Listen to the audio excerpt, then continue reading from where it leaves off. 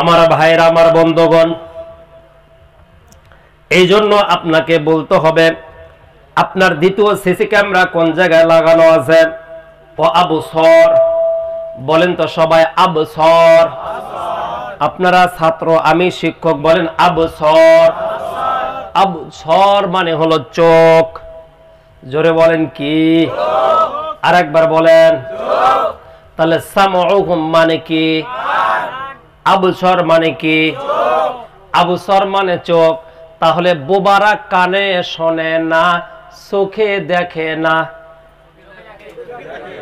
ওরে বাবা কি চালাক! তাহলে বোবারা চোখে দেখে কিন্তু কানে শোনে না। তাহলে বোবাদের সিসি ক্যামেরা একটা বন্ধ কিন্তু আর একটা বুদ্ধিমত্তা কে? জোরে বলেন, জোরে বলেন। আহা,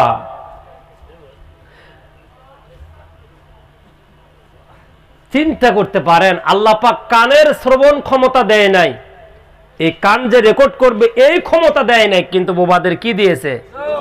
আহা, দেখতে পারে বোবা লোকে, গাইতে পারে না। দেখতে পারে বোবা লোকে, শুনতে পারে না। ওরা দু চোখ দিয়া দেখতে পারে, বলতে পারে না। দেখতে পারে বোবা লোকে, গাইতে পারে না। একই মাটির তৈরি ওরা, ঠিক কিনা? একই মার পেট থেকে দুই ভাই, একটা বোবা আর একটা বোবা নয়। একই মাটির তৈরি ওরা, এমন কেন হলো? তোমার কাছে প্রশ্ন আল্লাহ, এটাই আমার রইল। আল্লাহ পাক বলেন ও আবসরহুম। এবার বোবাদের কি করছে?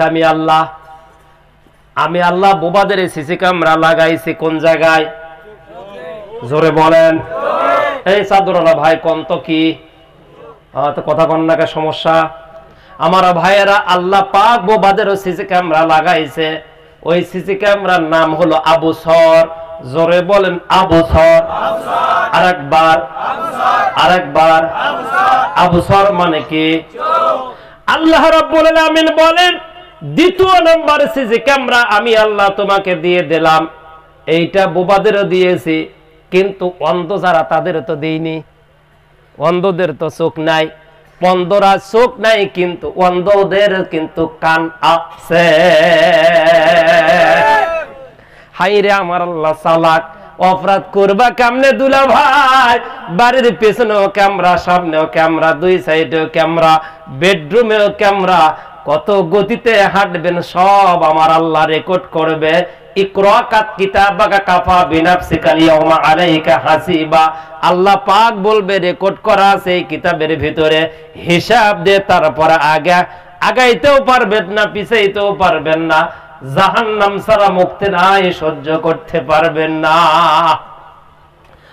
আবসর মানে চোখ। আল্লাহ পাক বলেন আমি প্রত্যেকটা মানুষের দুইটা চোখ দান করলাম, কিন্তু অন্ধদের কানে রেকর্ড হবে, বোবাদের চোখে রেকর্ড হবে। বোবাদের চোখে রেকর্ড হবে, অন্ধদের কানে রেকর্ড হবে।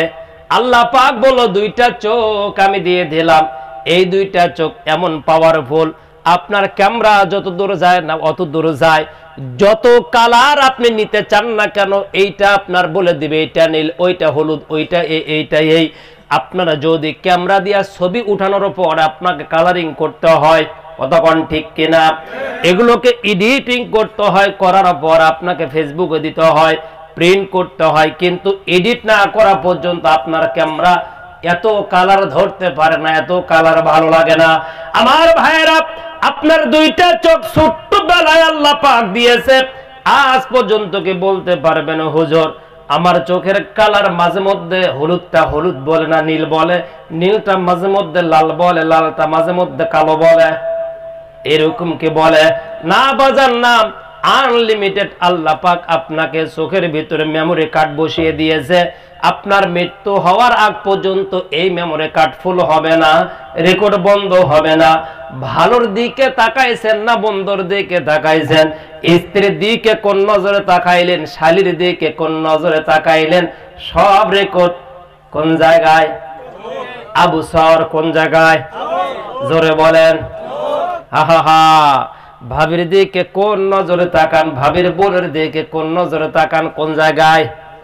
ফেসবুকে এত মেয়েকা ফেসবুকে থাকবে তোমার, তুমি তো একজন পুরুষ, তোমার ফেসবুক এত মেয়ে থাকবে কা? আর ইন্ডিয়ার যত হোয়াটসঅ্যাপ নাম্বার আমি সেভ করছি, খালি বইয়ের ছবি দেয়, ইমুতে বইয়ের ছবি, হোয়াটসঅ্যাপে বইয়ের ছবি, এত বইয়ের ছবি দেওয়া লাগবে কা? বউকে রাস্তার কোনো জিনিস নাকি যে আপনি দিয়ে দিবেন ফেসবুক আর হোয়াটসঅ্যাপে ইমুতে দেন কেন? আপনার লজ্জা শরম হয় না? আপনার স্ত্রী আল্লাহ পাক দিয়েছে, এটা আপনার জন্য নিয়ামত, এটা ঘরের ভিতরে ঢেকে রাখবেন, যতদিন নিরাপদ থাকবে ততদিন। বাহিরে বের করবেন তো অন্য পুরুষের নজর পড়ে যাবে, নষ্ট হয়ে যাবে, বাঁকা হয়ে যাবে, পালায়া চলে যাবে, পরক্রিয়া প্রেমে লিপ্ত হয়ে যাবে, আপনার হাতের বাহিরে চলে যাবে। কথা কন ঠিক কিনা? এই অভ্যাস বাদ দিবেন। হোয়াটসঅ্যাপে আপনার স্ত্রীর ছবি থাকলে কেটে দেন, আপনার ছবি দেন, না হলে আপনার বাচ্চার ছবি দেন। ইমোতেও তাই করবেন। ফেসবুকে কোনো অপরিচিত মেয়ের সাথে কোনো থাকা যাবে না, একেবারে বন্ধুত্ব সম্পর্ক বিচ্ছিন্ন। আমার ভাইয়ের, আমার বন্ধুগণ, দুইটা চোখ দিয়া ফেসবুক চালু করতে গিয়ে আপনি কার নজর পড়লো? শাকিব খানের গান শোনেন নাকি? তামিলনাড়ুর যে সমস্ত নায়ক আছে তাদের ঢিসিম ঢিসিম দেখেন নাকি? ফিরদাউস নায়ক নাকি হিরো আলম নাকি টিকটকে ভাইরাল নাকি আবার মুমতাজ? আপনি কার পেছনে ঘুরতেছেন? নাকি আমাদের দেশের, আমাদের গাইবান্দার সন্তান, নাম হলো সিদ্দিক চোর। ভুল হইছে, মাফ করো। এটাও আপনারা জানেন, আমি এটাও জানি। এই যে আপনারা যে দেখলেন, প্রত্যেকটা বিষয় রেকর্ড করেছে কে? জোরে বলেন। তাহলে 2 নাম্বার সিসি ক্যামেরার নাম কি? চোখ। কিয়ামতের দিনে আল্লাহর কাছে বলবে। আমার বন্ধুগণ, এ জায়গায় কারা কারা কোরআন পড়তে পারেন একটু হাতটা তুলে দেখাবেন যে হুজুর আমি কোরআন পড়তে পারি, হাত তোলেন। যারা পারেন না হাত তুলবেন না, আল্লাহ কিন্তু কবিরা গুনাহ দিবে। 1 2 3 4 5 6 7 8 9 জন, 9 জন কোরআন পড়তে পারে। 9 জনের কি চোখ আছে না? সবারই আছে। আপনি 10 টাকার নোট চেনেন, 50 টাকার নোট চেনেন, কিন্তু কিয়ামতের দিনে যে কোরআন আপনাকে নোট সাক্ষী দিবে, প্রত্যেকটা পৃষ্ঠা সাক্ষী দিবে, প্রত্যেকটা অক্ষর সাক্ষী দিবে, প্রত্যেকটা সূরা সাক্ষী দিবে, প্রত্যেকটা আয়াত সাক্ষী দিবে। ওই নোট আপনি দুনিয়াতে চিনলেন না, কবরে গিয়ে ওই নোটটা আপনাকে বাঁচাবে কেমনে? আপনার কি মাথায় ধরে না? মাঝে মধ্যে ইন্ডিয়া আসলে বাংলা টাকা নয়, ইন্ডিয়া টাকায় বারবার দেখি, মাঝে মধ্যে এলোমেলো হয়ে যায়, কখনো কখনো আবার দিয়ে ফেলে দেয়। অনেক সময় বলে দাদা এটা 20 টাকার নোট, 20 টাকা, অনেকে 50 টাকা মনে করে, মানে 20-20 টাকার নোট। থেমে যায় কে মাঝে মধ্যে? হ্যাঁ,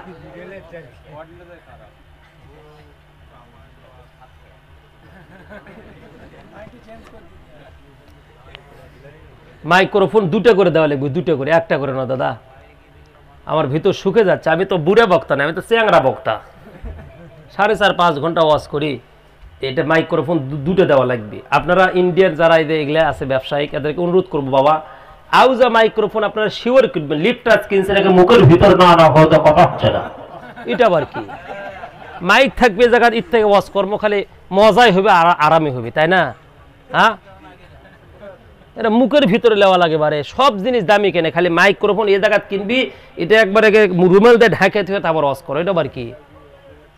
খুব কষ্ট হয়। এই বেশি কাছ থেকে কথা বললে গলা শুকে যায়, বোঝেন না? প্রতি রাত তো কথা বলা লাগে, বাজান কষ্ট হচ্ছে। তাকবীর দা লিল্লাহি তাকবীর। কোন কথা বলতেছিলাম? চোখ। 2 নাম্বার সিসি ক্যামেরা, মনে আছে? আমার ভাইয়েরা, এই দুনিয়ার থেকে বিদায় নিয়ে চলে যাবেন, আপনাকে কি বাঁচাবে? নোটটা হলো আল্লাহর কোরআনের পাতা। আল্লাহ রসুলের জামাতা হযরত আলী, নাম কি? হযরত আলী। তার বইয়ের নাম কি? জোরে বলেন। ফাতেমা রাদিয়াল্লাহু তাআলা আনহার স্বামীর নাম হযরত আলী। হযরত আলী, আপনি মাইকেলা, হযরত আলী রাদিয়াল্লাহু তাআলা আনহু বলেন, এদিকে তাকান, ক্বালা আল কুরআন শাফি মাসাফ মাহিদ মুসাদ্দাক মান জাআলাহু আমামাহু কদ্দাহু ইলাল জান্নাহ ওয়া মান জাআলাহু খালফা দারিহি সাকাতাহু ইলান নার। রাওয়াহু তিরমিজি। হযরত আলী বলেন, কোরআন যদি কারো পক্ষে সাক্ষী দেয়, কোরআনের আয়াতগুলো যদি কারো পক্ষে সাক্ষী দেয়, বিনা হিসাবে বিনা বিচারে যত সিসি ক্যামেরা রেকর্ড করুক না কেন, আল্লাহর জান্নাতে চলে যাবে। জোরে বলেন, জোরে বলেন। আর যদি আল্লাহর কোরআন যদি কোনো মানুষের বিপক্ষে সাক্ষী দেয়, নামাজ পড়েও জাহান্নামে, রোজা রেখেও জাহান্নামে, কোরআন তেলাওয়াত করেও জাহান্নামে, কোনো কাজ লাগবে না, জাহান্নামে যেতে বাধ্য হয়ে যাবে, কারণ আল্লাহর কোরআন তার বিপক্ষে সাক্ষী দিয়েছে। আমার ভাইয়েরা, আল্লাহ পাক 2 নম্বর যে চোখটা আপনাকে সিসি ক্যামেরা হিসেবে শরীরের ভিতরে বসায় দিল, এইটার নাম কি আরবি দিয়ে আবসর। জোরে বলেন, নাম কি? আরেকবার বলেন।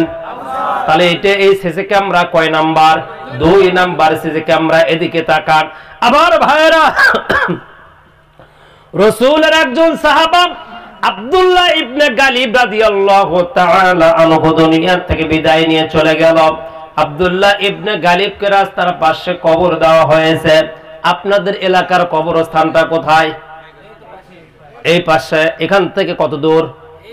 ও 2 মিনিট। আপনাদের দেশের খালি 2 মিনিট।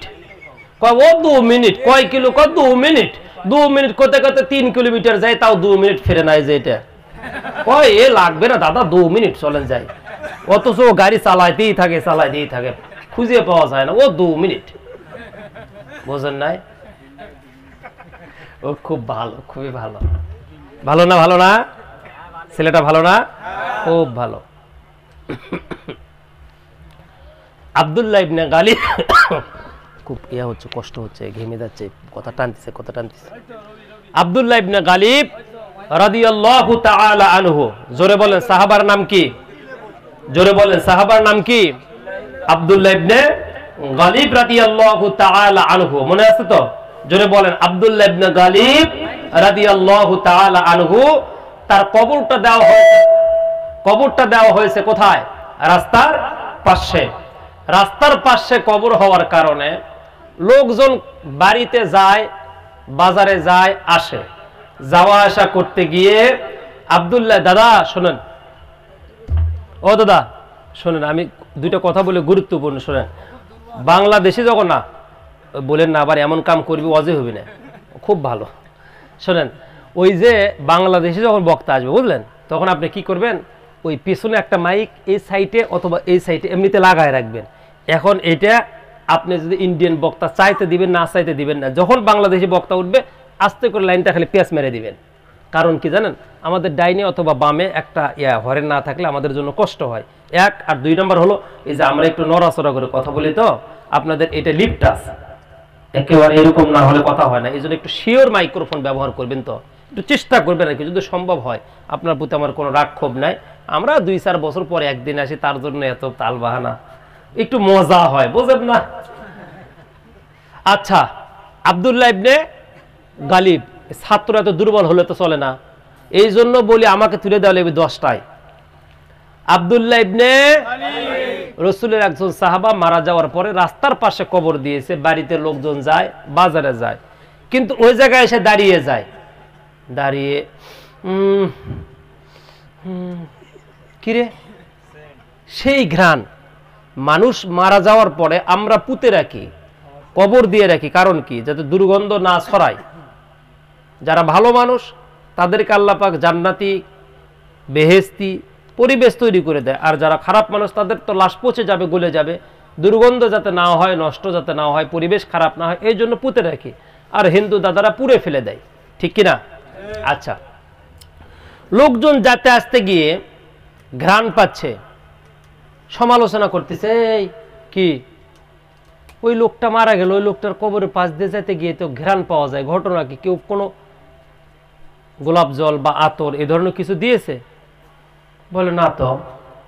আর একজন এসে বলছে, হ্যাঁ আমিও পাইলাম আতর ঘ্রাণ, কি ঘ্রাণ? বলে আমি এইরকম ঘ্রাণ পাইছি। আর একজন এসে বলে না আমি তো এই ঘ্রাণ পেলাম না, আমি এইরকম ঘ্রাণ পেলাম। মানে একজন যা আর এক রকম, আর একজন যা আর এক রকম, বারবার বারবার বিভিন্ন রকম পরিবর্তনের ঘ্রাণ আসে। সুবহানাল্লাহ। আমার ভাইয়েরা, একদিন, দুদিন, 3 দিন, দিন যতই যায় ততই ঘ্রাণ বেড়ে যায়।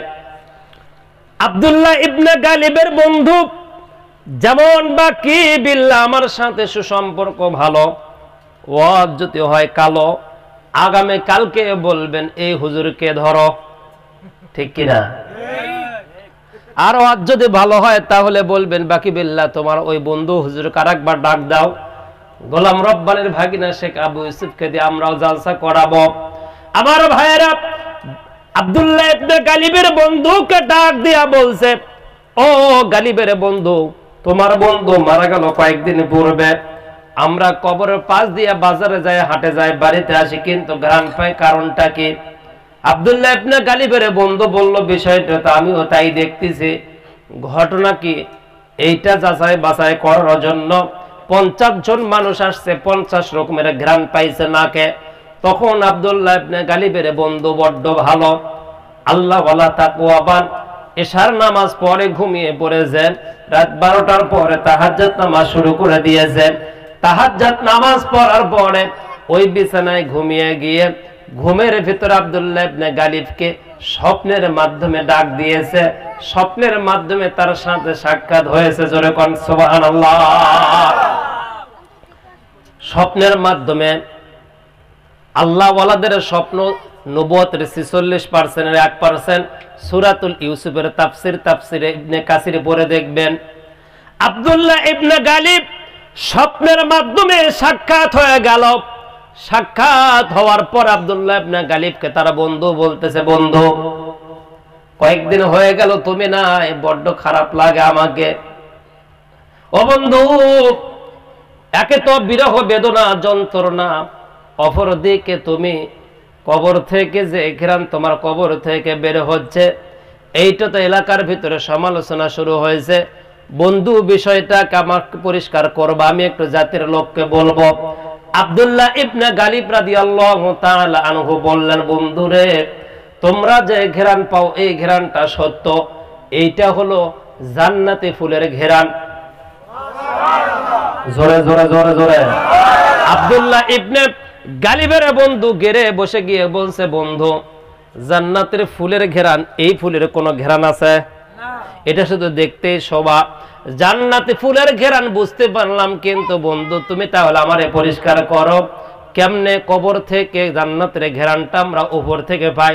তখন আব্দুল্লাহ ইবনে গালিব রাদিয়াল্লাহু তাআলা আনহু বলছে, ছোট্ট একটা ছিদ্র ছিল সাইডে, ওইটা পূর্ণ হয় নাই, ওই দিক থেকে কবরের সুঘ্রাণগুলো বের হয়ে যাচ্ছে, সামান্য চুল পরিমাণ ছিদ্র, এই ছিদ্র সুঘ্রাণ উপরে যাচ্ছে।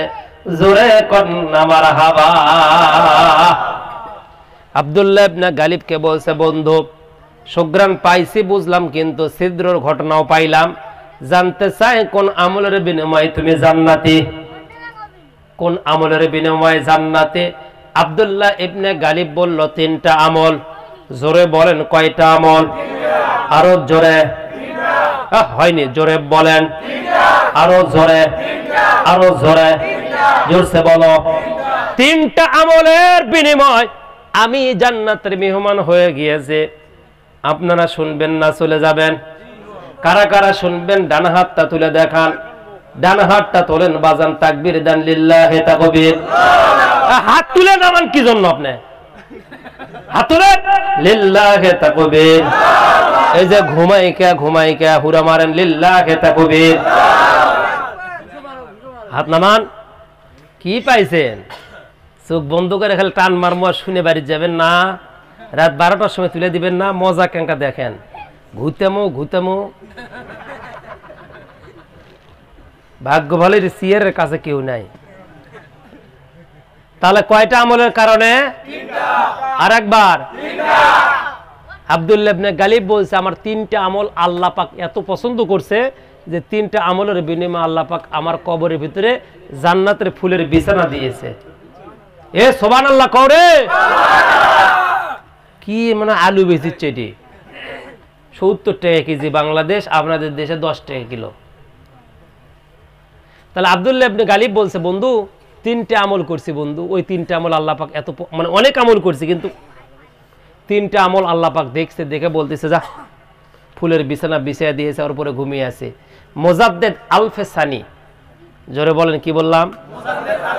মোজাদ্দেদ আলফে সানি রহমাতুল্লাহি আলাইহি, তিনি তার মায়ের কবরের পাশে যায়। বাজান, বাবা মা মারা গেলে কবরটা রাস্তার পাশে দিবেন, অথবা কবরে যাওয়ার জন্য আপনি একটা রাস্তা ক্লিয়ার আপনারা করবেন।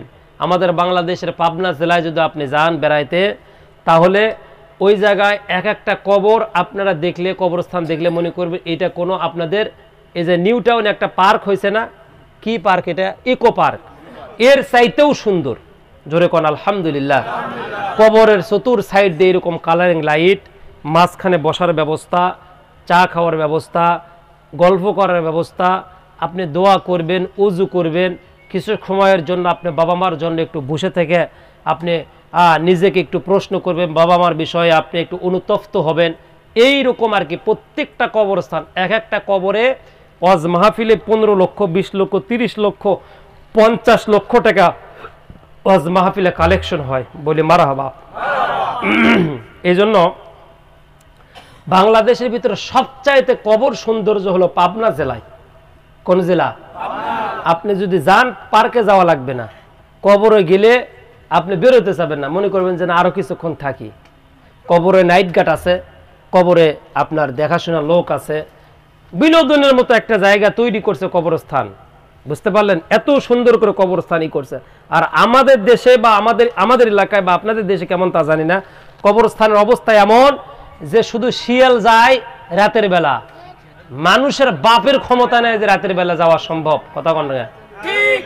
দিনের বেলায় যাওয়া যায় না। বাপের মায়ের কবর, আহারে ইসরে। হযরতে মোজাদ্দেদ আলফে সানি রহমাতুল্লাহ আলাই, তিনি তার মায়ের কবরের পাশে 7 দিন পর পর যাচ্ছিলেন। কয়দিন পর?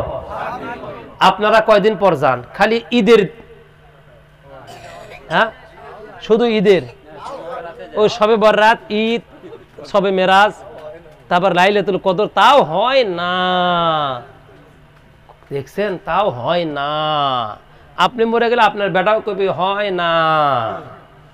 মোজাদ্দেদ আলফে সানি মায়ের কবরের পাশে যা দোয়া কালাম পরে হাত তুলে দোয়া করতেছে, দোয়া করে বাড়িতে চলে আসছে। কিছুদিন পরে মোজাদ্দেদ আলফে সানিকে মা গভীর রাত্রে স্বপ্নে দেখাইছে। বাবা, খুব করুণ কাহিনী, কিন্তু শোনেন মনোযোগ দিয়ে। বাবা, তুমি এসেই যেন হাতটা তুলো না। স্বপ্নের ভিতরে মা বলতেছে, কি বলতেছে? তুমি যেন এসেই হাত তুলো না বাবা। কেন মা? বলে আমি তোমার একটু কলিজা ভরে দেখবো, তোমারে আমি দেখতে পাই না বাবা, তোমারে দেখতে পাই না বাবা, তোমার একটু কলিজা ভরে আমি দেখবো, তোমারে দেখতে পাই না। কত কষ্ট করে লালন পালন করেছি রে বাপ, তোমার একটু কলিজা ভরে দেখবো, তোমার আমি দেখতে পাই না। মোজাদ্দেদ আলফে সানি বলল, মা আমি তো মুখ ঢেকে রাখি না, তুমি আমারে দেখতে পাও না কেন? মোজাদ্দেদ আলফে সানির মা বলল, বাবা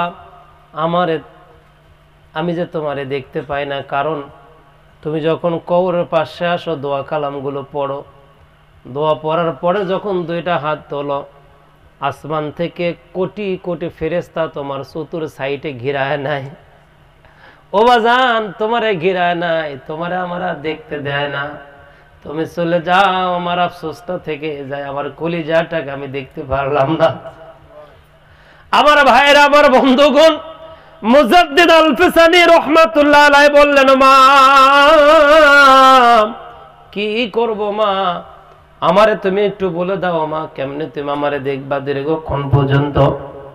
মুজাদ্দিদ বলল, মা বলল, বাবা কবরের পাশে আসবা, দোয়া পড়বা, কিন্তু হাত তুলবা না।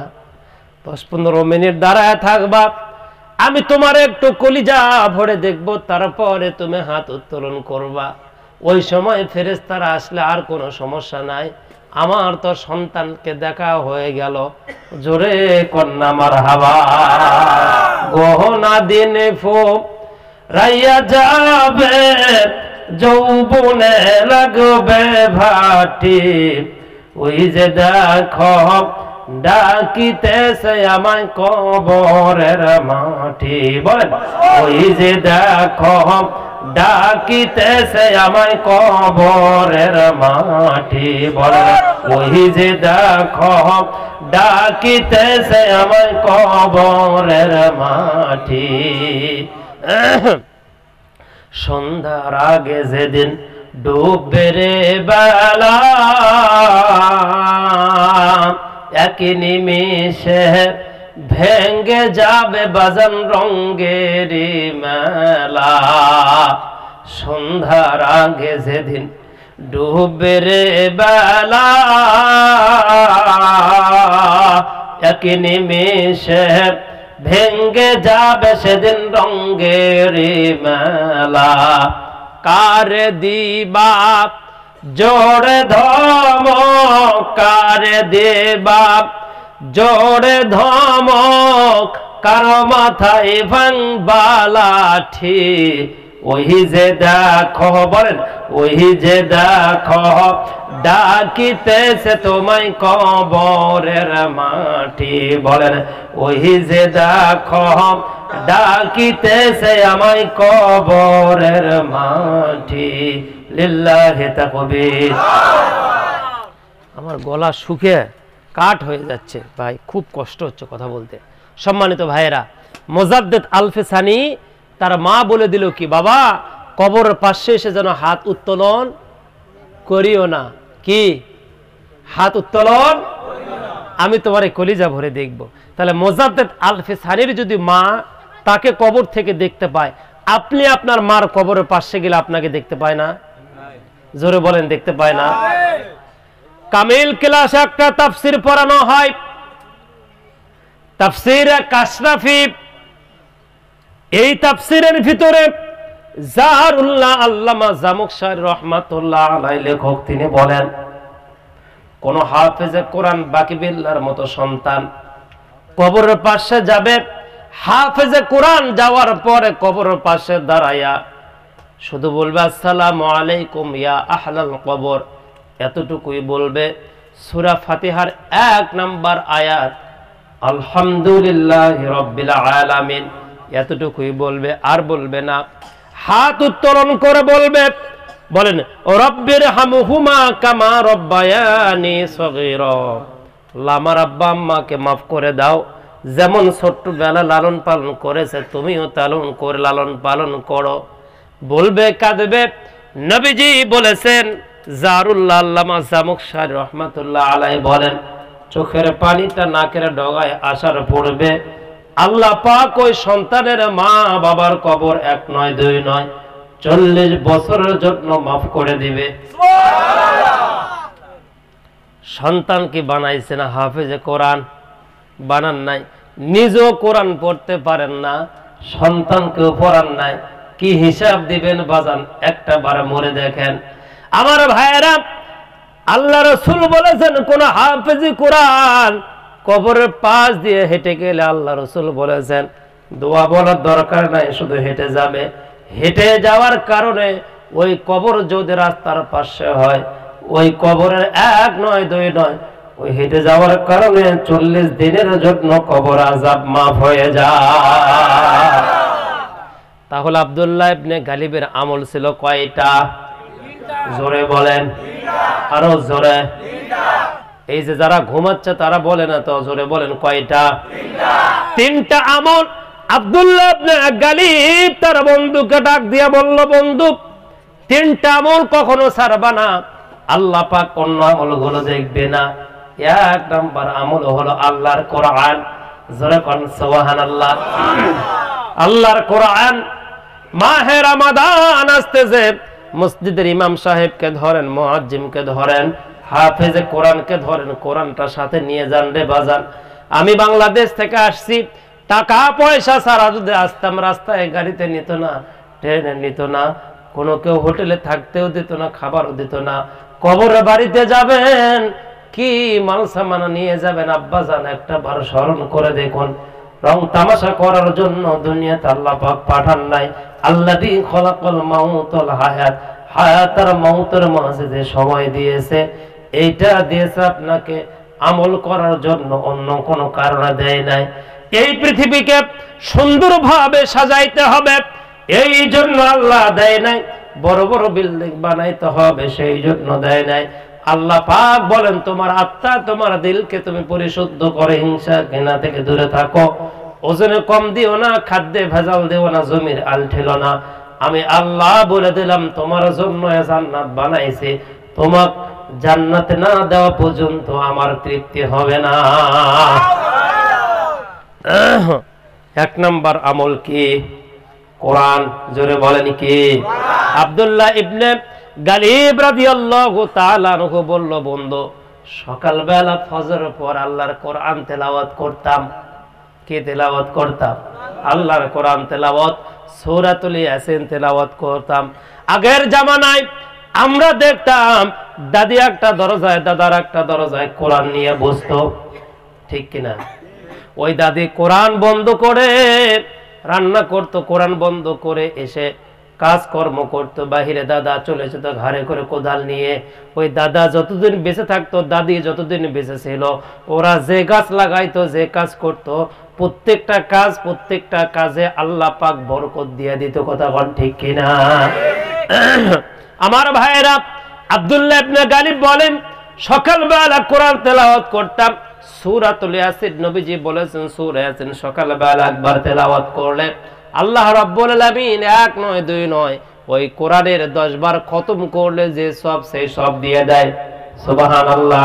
এতটুকুই শেষ নয়, সকালবেলা আপনি যদি সূরা হাসরের শেষের 3টা আয়াত রয়েছে, এই 3টা আয়াত ফজরের পরে তেলাওয়াত করেন, অথবা মাগরিবের পরে তেলাওয়াত করেন, সময় না পাইলে এশার পরে তেলাওয়াত করেন, আপনি রাতের বেলা ঘুমিয়ে যাবেন, কমপক্ষে 70,000 ফেরেশতা আল্লাহর দরবারে আপনার জন্য মাগফিরাত কামনা করবে।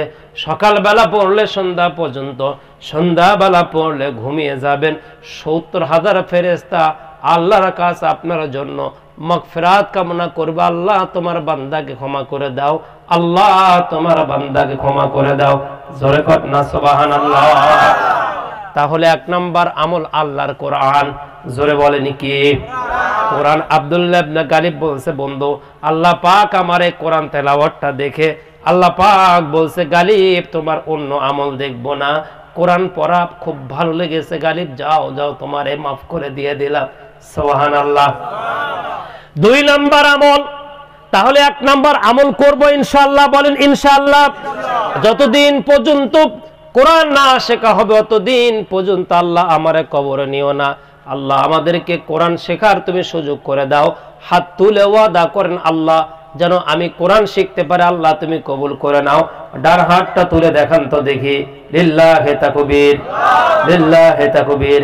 বলেন, আমি কোরআন তেলাওয়াত শিখব, আমি কোরআন তেলাওয়াত না শিখে মারা যাব না, আল্লাহ তুমি আমার নিও না। বলেন আমিন। আব্দুল্লাহ ইবনে গালিব রাদিয়াল্লাহু তাআলা আনহু বললেন, 2 নাম্বার আমল, আজান যখন হয়ে যেত, এই যুবকের দিকে তাকাও, আজান যখন হয়ে যেত, কানে আজান পড়ার সাথে সাথে, ডাক দিন না বাচ্চা, কানে আজান পড়ার সাথে সাথে এরকম কোদাল উঠাইছি, কুঠার উঠাইছি, সামনের দিকে না নিয়ে পেছনের দিকে না নিয়ে আস্তে করে ফালায়া দিয়েছি। আজান শোনার সাথে সাথে মসজিদে দৌড় দিয়েছি। আপনাদের গ্রামের আজকের সিস্টেমটা ভেটনো দেখলাম বাজান। আমার বাংলাদেশের মানে মসজিদ, আমি জুমা যেখানে পড়াই, শহরে বাইতুল আমান কেন্দ্রীয় জামি মসজিদে নামাজ পড়াই, 2 তলা মসজিদ, রাস্তা পর্যন্ত লোক হয়ে যায়। আজান হয়ে যায় 12টা 15 মিনিটে, 12:30টার সময় আমি বয়ান করতে বসি। 1:30 1টা 35 মিনিট পর্যন্ত বাংলায় ওয়াজ করে, এরপরে 4 মিনিট 5 মিনিট সুন্নত নামাজের সময় দিয়ে দেয়। তারপরে 2টা আরবি খুতবা পড়ি, এরপরে 2টার ভিতরে নামাজ শেষ হয়ে যায়। তার মানে 1 ঘন্টা 10-15 মিনিট পর্যন্ত আলোচনা, বাংলায় আলোচনা করতে হয়। আমার ভাইয়েরা, এই জন্য প্রত্যেকটা মসজিদের খতিবদের উচিত কমপক্ষে আরবি বয়ানগুলো সংক্ষিপ্ত করে বাংলা বয়ান বেশি বেশি করা। কারণ 7 দিন মানুষ কেমনে চলবে, 7 দিন মানুষ কি মানে কিভাবে জীবন যাপন করবে, মানুষদেরকে 7 দিনের যে আপনার চলার জন্য পাথেয়, এটা মসজিদ থেকে দেওয়ার দরকার। এই জন্যই তো আল্লাহ পাক 4 রাকাত নামাজটাকে 2 রাকাত করছে, যাতে করে খতিব সাহেব মানুষকে একটু আল্লাহর দ্বীন সম্বন্ধে মাতৃভাষায় বুঝাইতে পারে। কথা কোন ঠিক কিনা? উচিত এই ধরনের কথা বলা, উচিত বেশি বেশি বাংলায় মানুষকে বোঝানো। আমার ভাইয়েরা, আব্দুল্লাহ ইবনে গালিব বলেন, নামাজের আজান হয়ে গেল, বিলম্ব না করে আল্লাহর ঘর মসজিদে গিয়ে লুটিয়ে পড়তাম। 2 নাম্বার আমল। 3 নাম্বার আমল, মাহে রমাদান যখন আসতো, আমার বন্ধুরে আমি জীবনও কোনোদিন বুদ্ধি হওয়ার পরে ফরজ রোজা আমি কখনোই ছাড়ি নাই। কন্যা মারহাবা, লিল্লাহি তাকবীর। তাহলে আব্দুল্লাহ ইবনে গালিবের আমল ছিল কয়টা? 1 নাম্বার কোরআন, 2 নাম্বার নামাজ, 3 নাম্বার রমাদানের রোজা। সামনে আসতেছে রোজা, চিন্তা ভাবনা ছেড়ে দিন, রোজা রাখার প্রস্তুতি নিয়ে নেন। আমার ভাইয়েরা, বাংলাদেশ মানিকগঞ্জ জেলা 2014 সাল একটা ঘটনা ঘটে গিয়েছিল বলে যায়। অনেকে আছে রোজাও রাখে না, কিন্তু রোজাদারদের সামনে গিয়ে খানা খায়, রোজাদারের সামনে খৈনি মারতেছে, বিমল মারতেছে, শিকড় মারতেছে, আছে না নাই? ওদেরকে যদি বলা হয় রোজা নাই, বাহিরে খাচ্ছ রোজাদারদের সামনে, কয় আল্লাহ ভয় করি না, মানুষকে ভয় করে কি হবি? কি বদমাইশের বদমাইশ, বলে না বলে না? বলে আল্লাহ কি ভয় করি না, মানুষকে ভয় করি। আল্লাহ ভয় করিস না। 3 বার যদি খালি পেছন দিক দিয়ে লাইন ক্লিয়ার হয়, আর 2 বার যদি খালি বোমন হয়, বোক চিনবু না। কথা কন না কে? বউ কবে আম্মা আমাকে হাসপাতালত নিয়ে যা, বউ কবে আমি আম্মা নই, আমার শাশুড়ি বাইরে গেছে। তুই আল্লাহ ভয় করিস না, বদমাইশের বদমাইশ। হ্যাঁ, ওই কয় আল্লাহকে ভয় করে মানুষকে ভয় করে কি হবে? এই কত বড় বড় তোমার মানে বেঈমান, চিন্তা করতে পারেন। আল্লাহ ভয় করে এই কথাটা বলা ফেরাউনের শামিল, নমরুদের শামিল, এটা হচ্ছে সাদ্দাতের শামিল। কথা কোন ঠিক কিনা? মানিকগঞ্জ জেলায় 2014 সালে ছোট্ট একটা বালক, এই যে বাচ্চাদের মতো একটা বাচ্চা, বাজারে গিয়েছে বাবার সাথে, ব্যাগ ভর্তি বাজার করে দিয়ে আব্বা বলছে বাবা এইটা নিয়ে বাড়িতে চলে যাও। তো আব্বা বলছে আব্বা আমার একটু ম কিনে দাও। ম বোঝেন? মুড়ি দিয়ে বানায়, ম কিনে দাও। তো বাচ্চাকে ম কিনে দিয়েছে, আর বাচ্চাটাকে কানে কানে বলছে খবরদার এটা রাস্তায় জানি তুই খাস না, বাড়িতে গিয়ে খাবি বাবা। বাচ্চা মানুষ তো পেছনের দিকে তাকায় দেখে বাপ নাই। কে নাই? জোরে বলেন কে নাই? পেছনের দিকে তাকায় দেখে বাপ নাই। ও ব্যাগ কোনা ছিঁড়ে একটা ম হাতে নিয়ে এক হাতে ব্যাগ দিয়ে খাইতে খাইতে বাইরে গিয়েছে। একজন ব্যক্তি সাইকেল নিয়ে আসতেছে, আসতে দেখে ম খাচ্ছে। বাপকে যখন এসে বলছে যে তোমার বেটা ম খাচ্ছে, যেমনি বলছে বাপ আর কোনো বিলম্ব না করে বাড়িতে যাওয়ার লল্লিয়ে জায়গায় ধরছে, জায়গায় ধরে আলোক করে মাটিতে ফালায়া দিয়েছে, ফালায়া দিয়ে একেবারে বুকের উপর পা দিয়েছে, তোকে মেরে ফেলে দিব। ও আর কোনো কথা বলতে পারতেছে না, যে হুব্বা বের হয়েছে, মুখ দিয়ে লালা ফালাইছে। 500 প্রতিবেশী এসে ধাক্কায়া বাপকে সরায় দিয়ে বলছে তুমি মানুষ না জানোয়ার? কেন? ছোট্ট বাচ্চা ম খাইছে, বুঝতে পারে না রমাদান মাস, তুমি বুকের উপরে পা দিয়েছো, গলার উপরে পা দিয়েছো, বাচ্চাটা তো মারা যাবে মিয়া। আমার ভাইয়েরা, এই বাবা কিছুদিন পরে মারা গেল। মারা যাওয়ার পরে হিন্দু মানুষেরা লাশটা নিয়ে চিতার আগুনে জ্বালানোর জন্য নিয়ে গেল শ্মশান ঘাটে। সকাল থেকে নিয়ে বিকাল হয়ে যায়, ঘি দেয়, পেট্রোল দেয়, ডিজেল দেয়, আগুন দিয়ে এই লাশটা পুরানো যায় না। কি করা যায় না? লাশটা পুরানো যায় না। কেন পুরানো যায় না? হিন্দু মানুষের লাশ তো পুরাতেই হবে, আপনাদের দেশে পুরায় না? অবশ্যই পুরায়। এখন আবার বিদ্যুৎ দিয়ে পুরায়, ঠিক কিনা? আমার ভাইয়েরা, কি মর্ম, কি একটা মর্মান্তিক দৃশ্য। নিজের বাবাকে মুখে আগুন দিতে হয়, নিজের মাকে মুখে আগুন দিতে হয়। একদিক দিয়ে মৃত্যুর যন্ত্রণা, অপর দিক থেকে নিজের সন্তানকে মার মুখে আগুন দিতে হয়। আহারে কষ্ট। আল্লাহ পাক ইন্ডিয়ার হিন্দু ভাইদেরকে বোঝার তৌফিক দিক। আমি তাদের প্রতি কোনো আক্ষেপ আর কষ্ট নাই। কথা কোন ঠিক কিনা? তারা আমার ভাই, ওরা হলো আদমের সন্তান, ওদের প্রতি আমাদের কোনো আক্ষেপ নাই।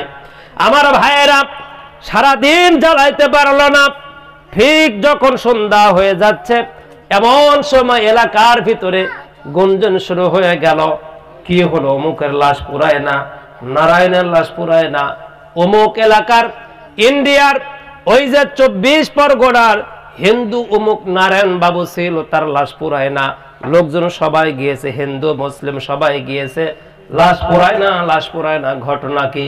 তখন কিছু মুসলমান ব্যক্তিরা বলল, এই ব্যক্তির সম্বন্ধে আমরা ভালো জানি, আমার দোকানে বাজার করত, লোকটা জীবনও কোনোদিন মিথ্যা কথা বলে নাই। আর একজন বলল, আমার বাড়িতে তিনি নিয়মিত 10 বছর হয়ে গেল দুধ দেয়, কোনোদিন কখনো সে দুধে পানি দিত না, এতটা সে ভালো ছিল। এভাবে অনেক মানুষ অনেক সাক্ষী দেয়। এক পর্যায়ে একজন হিন্দু বলল, তার সর্বশেষ মৃত্যুর কয়েকদিন আগের ঘটনা কি শুনছো? বলে কি? আমাদের এই যে মুসলমানদের রোজার দিন ওর বাচ্চাটাকে খাইতে দেয় নাই, বাচ্চাটার বুকের উপরে পা দিয়েছে, মেরে ফেলে দিত। আমি জিজ্ঞাসা করলাম, কেন তুমি এই কাজ করলা? ওই মৃত্যু ব্যক্তি আমাকে বলল, দাদা ছেড়ে দাও, মেরে ফেলে দিব। কারণ চৈত বৈশাখ মাসে রোজা, মুসলমানরা 17-18 ঘন্টা রোজা রাখে তাদের রবকে খুশি করার জন্য, তাদের সৃষ্টিকর্তাকে খুশি করার জন্য। একটা পাগলও না খেয়ে থাকবে না তখন পর্যন্ত, কিন্তু তারা তাদের রবের কাছাকাছি পাশাপাশি যাওয়ার জন্য, আল্লাহকে খুশি করার জন্য তারা রোজা রাখে। আমরা যদি তাদের সামনে খাওয়া দাওয়া করে, তাদের মনে কত কষ্ট পাবে, কত যন্ত্রণা পাবে। আমার ছেলে কেন বুঝলো না, এই জন্য তাকে আমি প্রহর করে মেরে ফেলে দিব। আমার ভাইয়েরা, ওই জায়গায় উপস্থিত জনতাকে এই হিন্দু বেটা বলল, আমি আমার নিজের চোখে দেখা এই ব্যক্তিটা মুসলমানদের প্রতি এতটাই শ্রদ্ধাশীল ছিল, মুসলমানদেরকে সম্মান করত, ধর্মকে এবং তাদের কর্মকে এতটাই ভালোবাসত।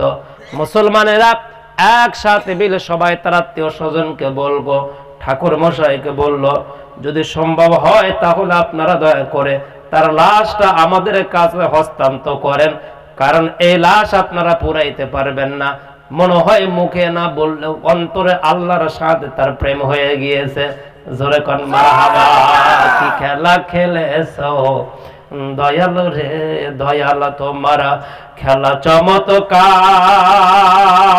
চমৎকার। নাপাকে মানুষ বানাইয়া, নাপাকে মানুষ বানাইয়া বসাইছো বাজারে। কি খেলা খেলেছো মাওলা রে তুমি, কাউরে দিলা 10টা সন্তান, জায়গা জমি নাই, কাউরে দিলা কোটি টাকা, একটা সন্তান নাই। ঠিক কিনা? টাকা করে ধন সম্পত্তি দিলা বেশি করে, মরার পহরে জানাজা দিয়া, মরার পহরে জানাজা দিয়া কবরে নামাবে কে তারে রে।